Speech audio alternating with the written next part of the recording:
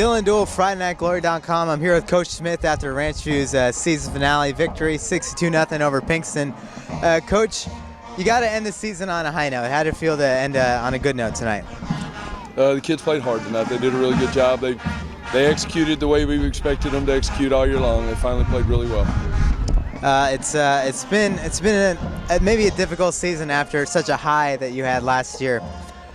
How is this kind of stacked up in as far as your challenges of coaching goes? Losing's never fun, but our kids never gave up hope. They kept working, and every week they played hard.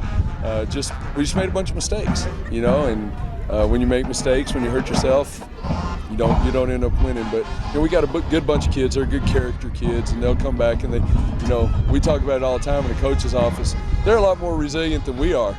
We won tonight, and they're acting like they won the Super Bowl or something. So they're good kids. They work really hard, and I can promise you the offseason's not going to be a lot of fun for them because we're going to drive them pretty good, and we're going to be better next year. Yeah. You say you're going to be better next year. What exactly? You mentioned mistakes. What do you look to really try to improve in the offseason? Well, we need to be better taking care of the ball. And we need to just be better execution-wise. We made a lot of mistakes this year. We were carried for a couple of years by some kids that graduated and moved on, and we had some kids that needed to step up and fill some spots, and had a little difficulty doing it. But like I said, they continued to work and got better and better throughout the year, and we're expecting big things from them next year. Yeah, you look up and down your roster. There are plenty of juniors, sophomores.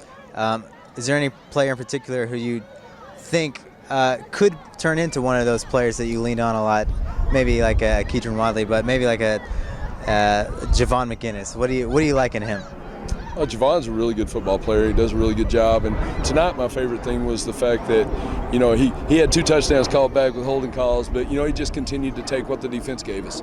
And, that showed a real unselfish attitude of him.